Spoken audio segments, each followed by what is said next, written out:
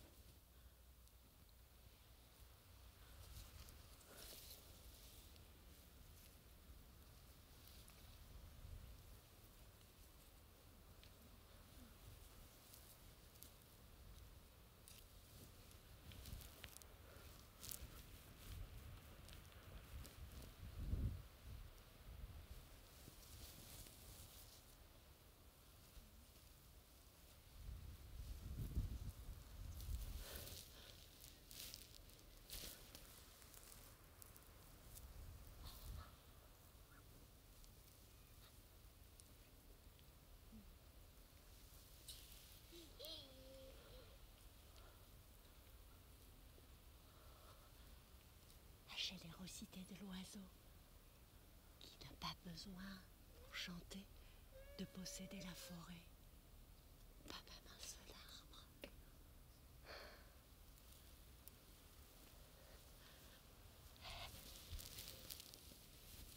La générosité de l'oiseau qui n'a pas besoin pour chanter de posséder la forêt, pas même un seul arbre.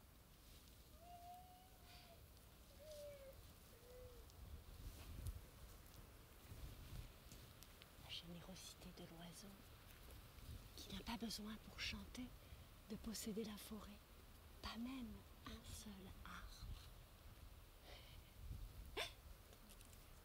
La générosité de l'oiseau qui n'a pas besoin pour chanter de posséder la forêt, pas même un seul arbre.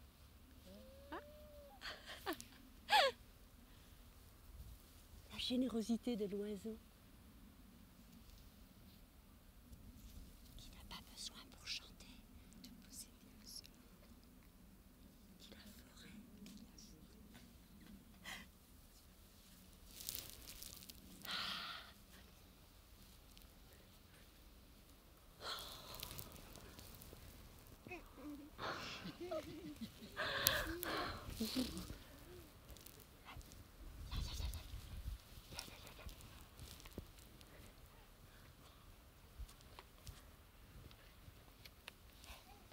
Il faudra bien qu'on se console et qu'ensemble on s'envole dans les draps bleus du ciel.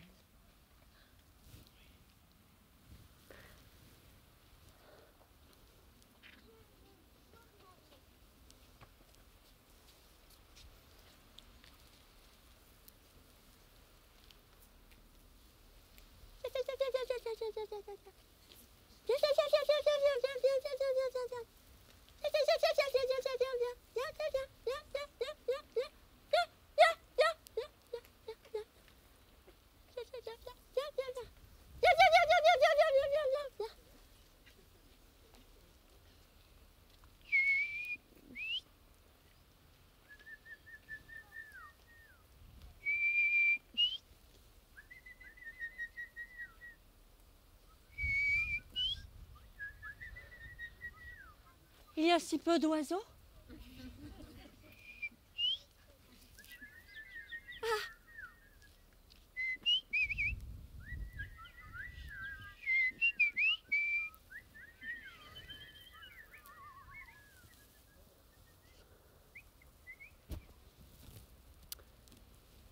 Il était une fois un roi qui régnait en tyran sur son peuple asservi et docile. Or, un jour, un oiseau vint se poser sur le toit de l'Élysée, du palais. L'oiseau tenait avait dans son bec non pas un fromage, mais une pièce en or. Et l'oiseau se mit à chanter. Ah! Je suis plus riche que le roi. Le roi, agacé, envoya ses gardes pour prendre la pièce d'or à l'oiseau. Alors l'oiseau se mit à chanter. Ah! Le roi est jaloux de moi. Le roi, énervé, envoya ses gardes afin de rendre la pièce en or à l'oiseau. Alors l'oiseau se mit à chanter. Je suis plus fort que le roi.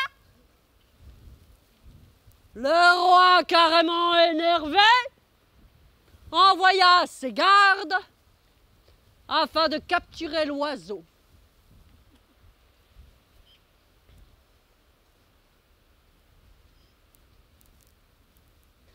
Il plongea celui-ci dans une marmite d'eau bouillante.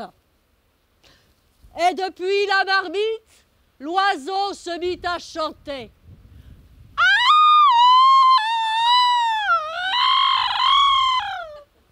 Roi, merci pour ce bon bain chaud.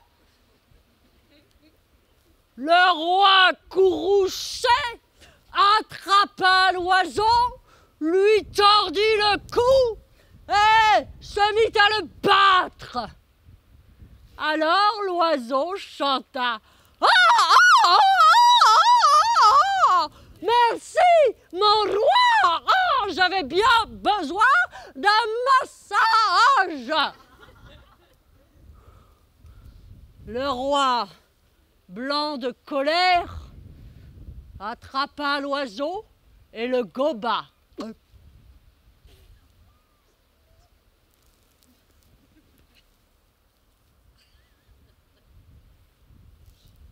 Une semaine passa. Le silence régnait. À la fin de la semaine, le roi s'adressa à son peuple. Mais lorsqu'il ouvrit la bouche, c'est la voix de l'oiseau que l'on entendit. Merci, mon roi, de m'avoir fait visiter tes boyaux royaux. Le roi, hors de lui, attrapa une épée à la ceinture d'un de ses gardes et se transperça le ventre pour tuer l'oiseau. Le roi était mort. L'oiseau était vivant. Alors il sortit du ventre, se nettoya, et puis il s'envola pour libérer d'autres peuples. Liberté! Liberté!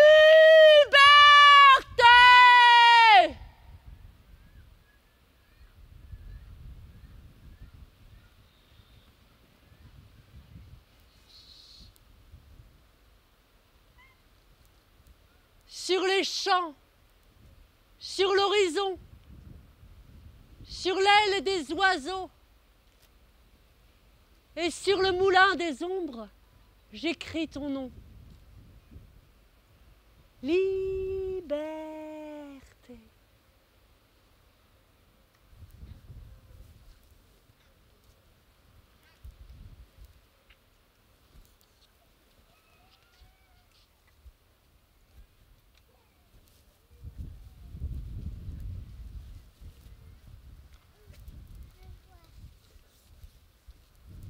C'est par où la sortie? C'est par où la sortie? C'est par là la sortie.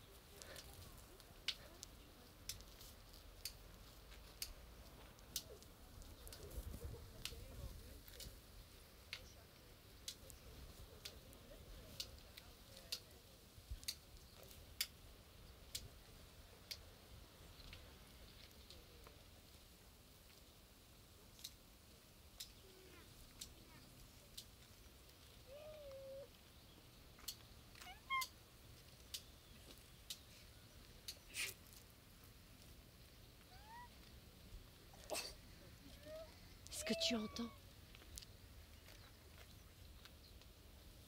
Est-ce que tu entends l'appel de l'oiseau? Tu l'entends? Est-ce que tu entends l'appel de l'oiseau? Est-ce que tu as entendu l'appel de l'oiseau? Est-ce que vous avez entendu l'appel de l'oiseau? Il te dit, mon ami, brise tes coques. Tu n'es pas fait pour le mensonge. Sors.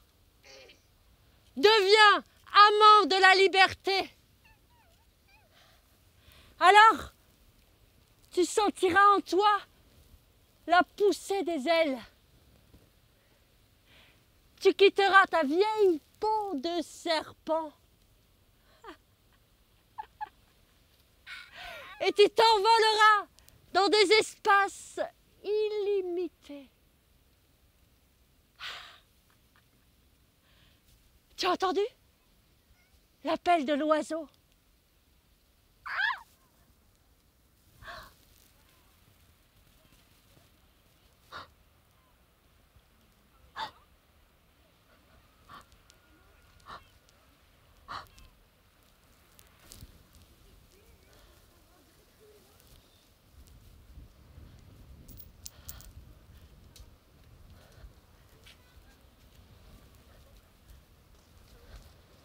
Blanca au pied, Blanca au pied.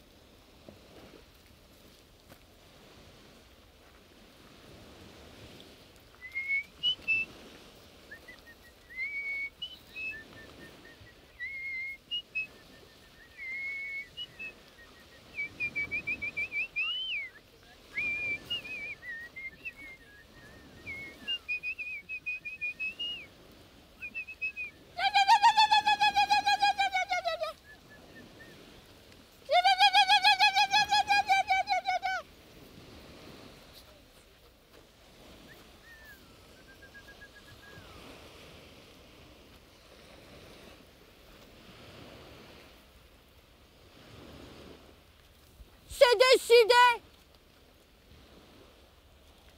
Je pars à la recherche de la Simorgue.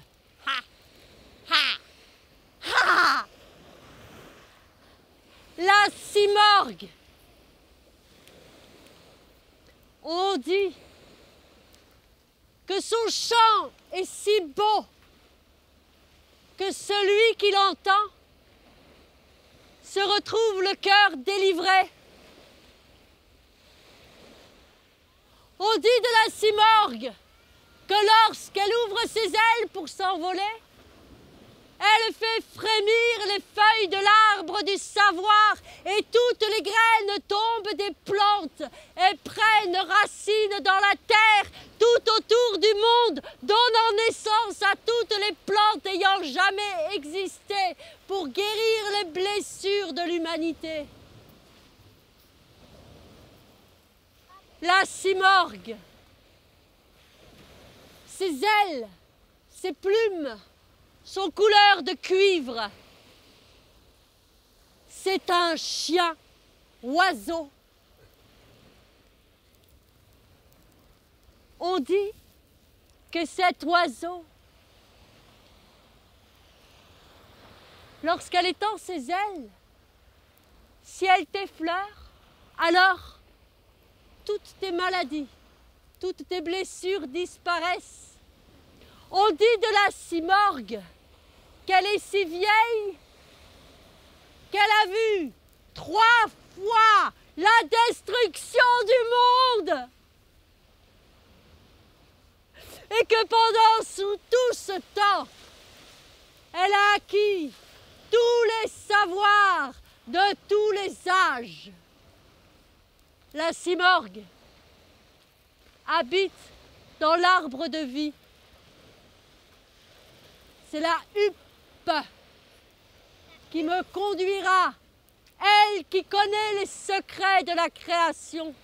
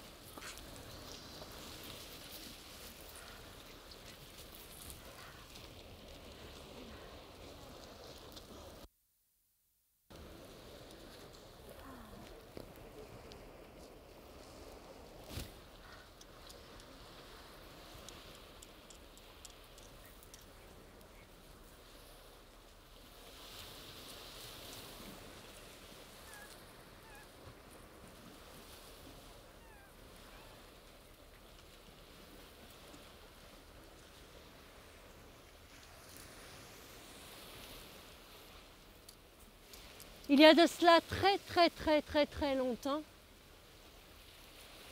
du temps où les sirènes peuplaient encore les fonds marins, il y a de cela donc très longtemps, il y avait parfois des femmes oiselles. Ces femmes oiselles, parfois, avaient l'envie de se baigner avec leurs sœurs les sirènes. Alors, elles se dévêtaient, abandonnant là leur parure de plumes sur la grève. Et pendant qu'elles se baignaient, il arrivait parfois que la tempête se lève, que le vent souffle, éparpillant les plumes des oiselles. Alors, les tisseuses de rêves, au temps de l'accalmie, venaient ramasser les plumes sur la grève. Elles les assemblaient, elles les tissaient entre elles pour en faire un grand tapis. Un tapis digne du tapis des sultanes. On disait de ce tapis qu'il était capable de vous faire voyager dans les confins du monde. On disait aussi de ce tapis qu'il avait des franges en or tissées par les fées. C'était il y a de cela fort longtemps. Ce tapis était destiné aux poétesses et aux magiciennes, afin qu'elles puissent se déplacer dans les confins du monde pour veiller à l'équilibre des rêves et de la réalité. En ce temps-là, rêve et réalité étaient les deux parties d'une même pièce. Elles équilibraient donc le rêve et la réalité comme les oiseaux équilibrent le monde d'en haut et celui d'en bas. Elles voyageaient longtemps sur leur tapis volant. Et le soleil cognait fort. Aussi, tous les oiseaux du ciel se réunissaient pour former un dôme au-dessus des poétesses, afin de les ombrager. La huppe apparaissait et disparaissait à sa guise. Elle dénouait les mystères du monde et donnait les points cardinaux. Les tourterelles auréolaient les têtes des poétesses et les pélicans qui étaient tout devant gardaient les œufs précieux dans leur goitre. Les pélicans sont des oiseaux précautionneux.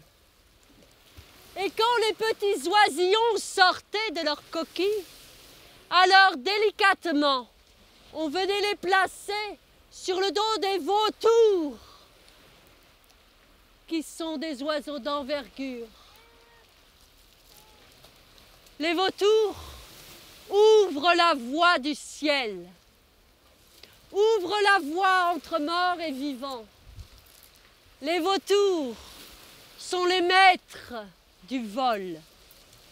Aussi, les petits oisillons pouvaient s'élancer du dos du vautour et lorsqu'il tombait, il était rattrapé par le vautour du dessous et remis sur le vautour du dessus et il s'élançait à nouveau, vautour de dessous, vautour de dessus, vautour de dessous, vautour de dessus, jusqu'à ce que le petit oisillon sache voler de ses propres ailes. J'ai vu tout ça, comme je vous vois. Je l'ai vu, comme je vous vois. Alors que je rêvais éveillé, derrière le miroir de la huppe. Ayant vu tout cela,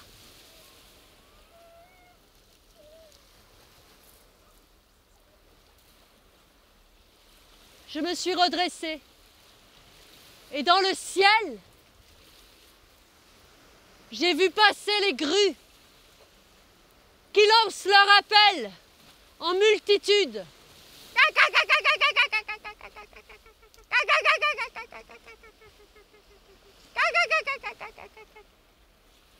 Alors, j'ai redressé mon long squelette qui gisait là sur les cendres de ma vie.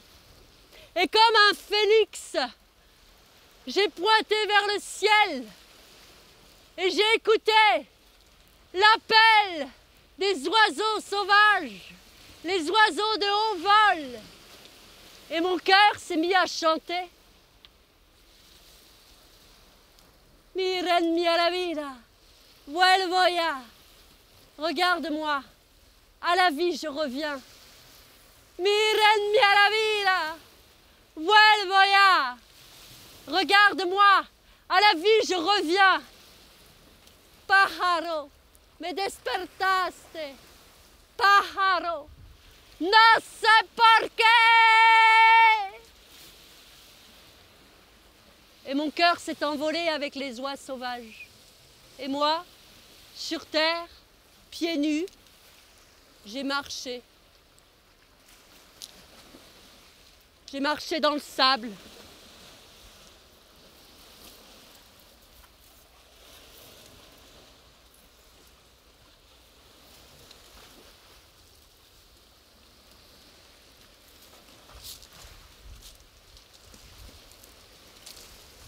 J'ai marché sur le bitume.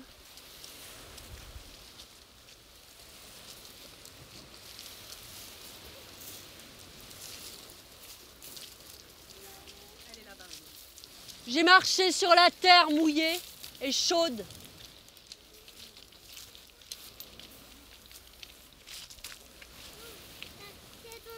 J'ai marché dans les herbes qui sont les plumes de la terre.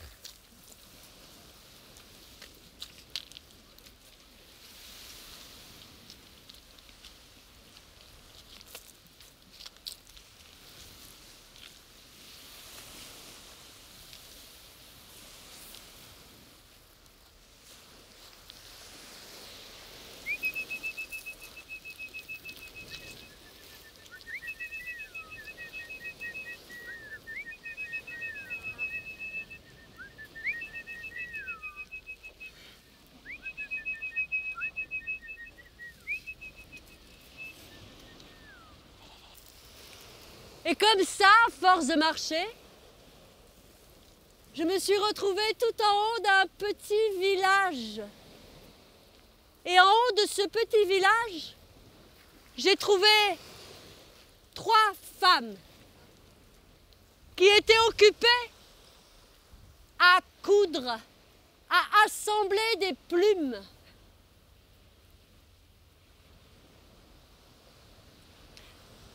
Elle fabriquait, me disait-elle, un habit pour que les mots de celui qui le porterait gagnent l'azur. Alors les 3 femmes tisseuses ont posé l'habit de plumes sur mes épaules.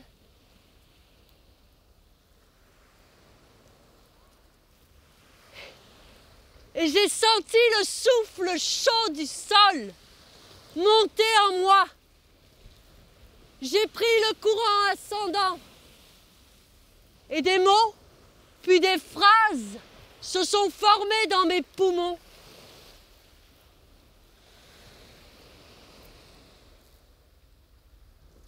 Sorcellerie.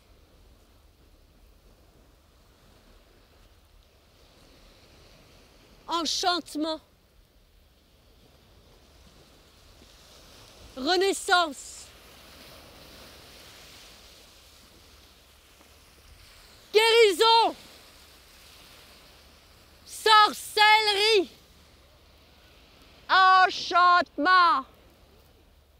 Renaissance. Guérison. La comtesse porte l'habit de plume cousu avec le fil des rêves des tisseuses et elle implore d'être transformée en oiseau afin de trouver le langage au-delà du langage.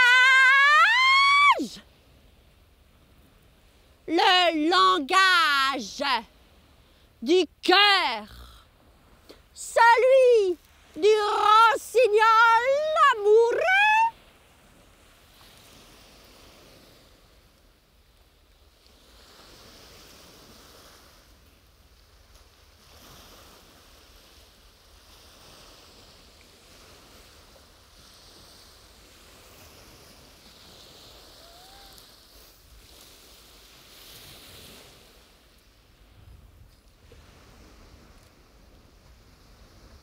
Oiseau. Oiseau.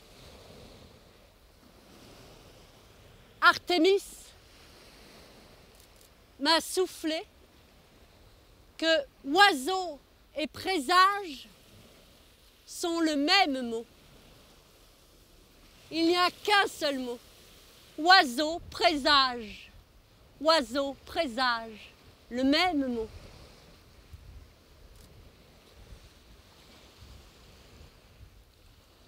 Les oiseaux, au temps d'avant le temps, ont porté le ciel si haut pour que l'on puisse se redresser. Ils ont porté le ciel si haut pour que l'on puisse se redresser, que les vents puissent circuler librement. Et ils ont mis dans notre cœur le mot liberté, allié à l'amour pur.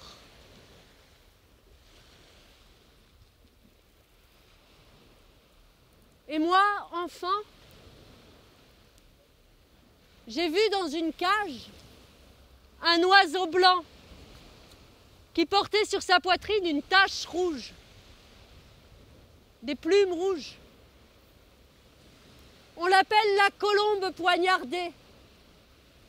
C'est son nom.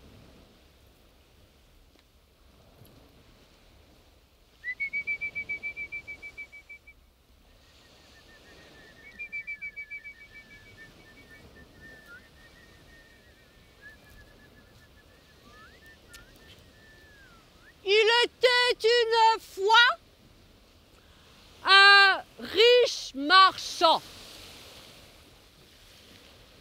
qui possédait un oiseau de paradis.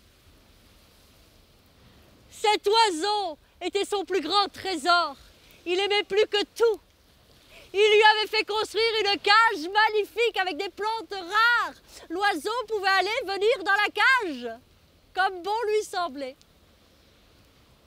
Et le riche marchand conversait tous les jours avec son ami l'oiseau de paradis. Ils écoutaient ensemble les plus beaux opéras. Un jour, le riche marchand avait pour projet de se rendre dans le pays d'où venait l'oiseau de paradis. Alors, il dit à son ami, « Mon ami, je vais chez toi, demande-moi ce que tu veux, je te l'apporterai. » Et l'oiseau de répondre, « Tu sais ce que je veux. Ce que je veux, c'est que tu me rendes ma liberté. » « Oh non! Demande-moi tout ce que tu veux, mais pas ça! Tu veux ma mort? Je t'aime trop! Alors, ce que je te demande, c'est de te rendre dans la forêt d'où je viens. Là-bas, tu verras mes frères. Donne-leur de mes nouvelles. Ainsi fit le riche marchand. Très rapidement, il se retrouva dans la forêt, entouré d'autres oiseaux de paradis tout pareils aux siens. Un oiseau se percha au-dessus de lui et lui raconta combien il aimait son frère, combien sa cage était magnifique. Il lui raconta combien il pouvait échanger de choses de la spiritualité, vous voyez, d'opéra, de choses de l'art, quoi, de choses qui élèvent l'âme, quoi, hein? Et une fois qu'il eut fini de parler, l'oiseau tomba raide mort de sa branche. Pas. Le riche marchand rentra chez lui et après quelques tergiversations, va trouver son oiseau de paradis pour lui dire des nouvelles de son frère là-bas dans la forêt. À peine eut-il fini de parler que l'oiseau de paradis tomba raide mort de son perchoir. Pas. Alors le riche marchand, en pleurs, prit dans ses mains son oiseau de paradis, son ami. Il inonda son plumage de larmes. Il ouvrit la fenêtre pour le présenter aux rayons du soleil. Un petit vent agita ses plumes miroitantes. Et puis, l'oiseau déploya ses ailes et s'envola. Il se percha là-bas, juste en face, sur l'arbre. Longtemps, il regarda son ami le marchand.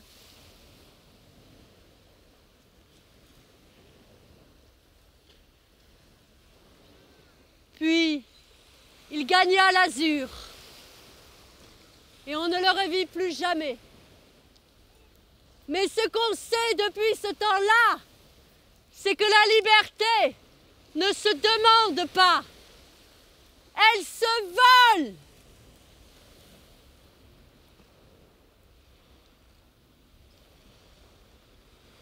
Là d'où on vient, il y a aussi un riche marchand. Il s'appelle Pelinque. Il recouvre de béton les terres fertiles et les marais, privant de refuge les oiseaux migrateurs,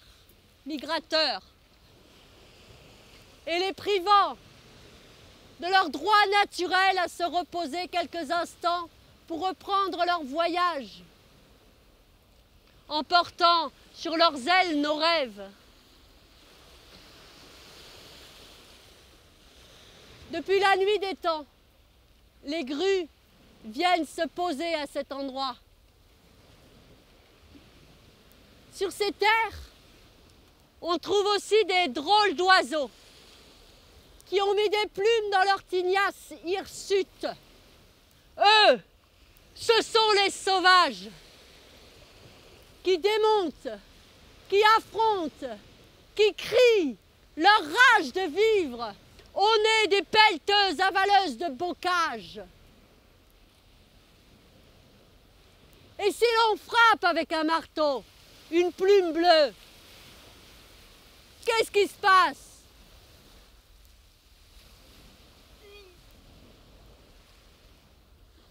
Au secours! On assassine nos rêves, nos messagers du ciel.